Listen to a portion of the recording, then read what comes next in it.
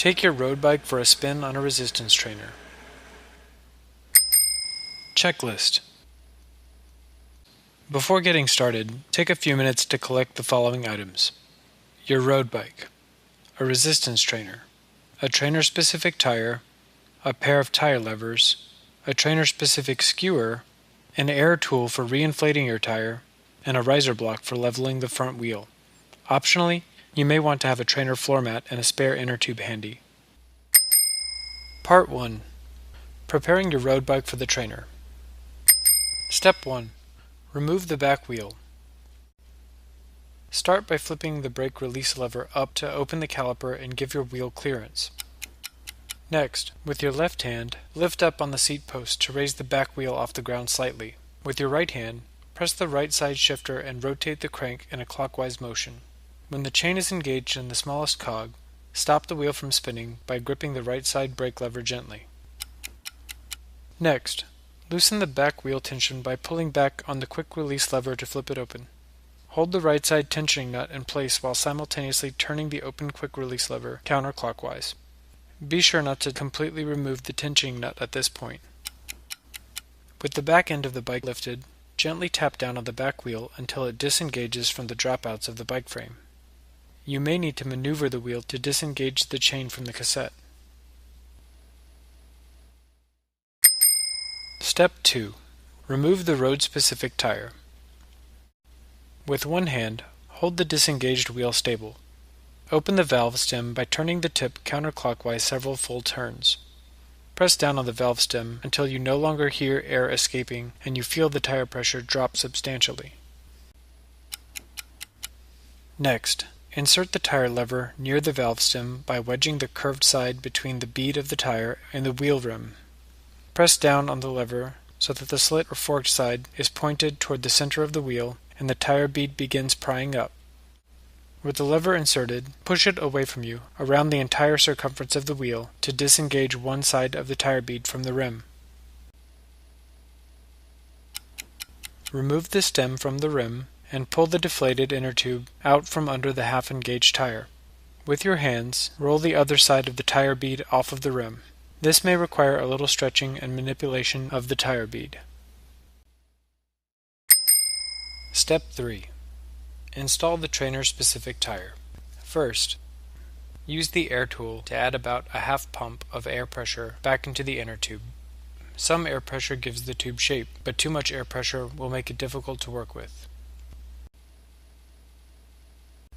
Next, pull one side of the trainer tire bead over the rim.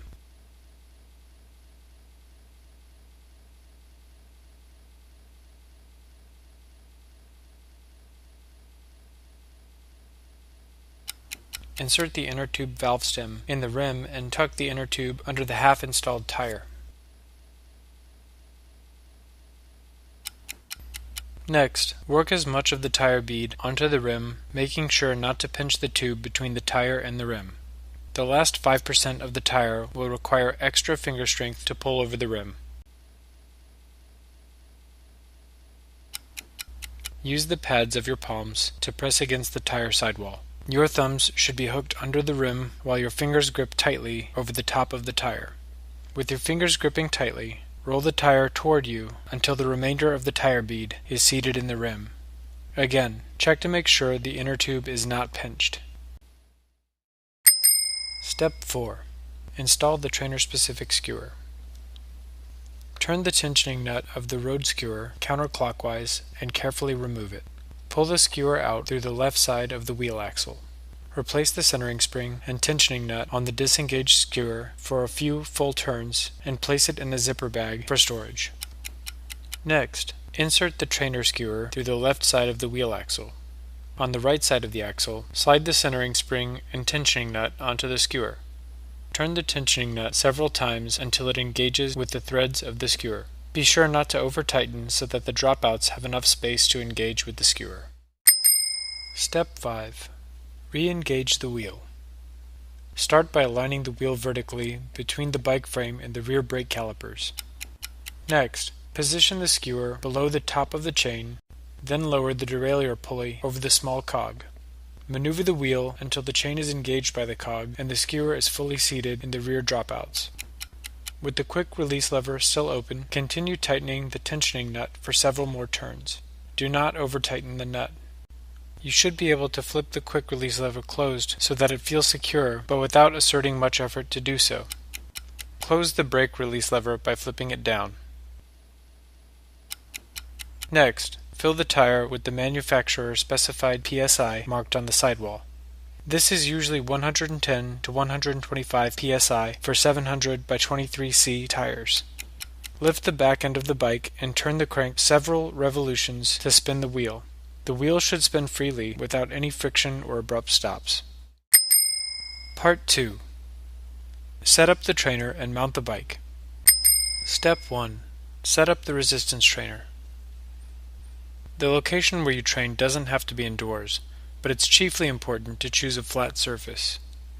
If it's indoors, it's strongly recommended that you use a trainer mat to minimize the risk of scratches to your flooring.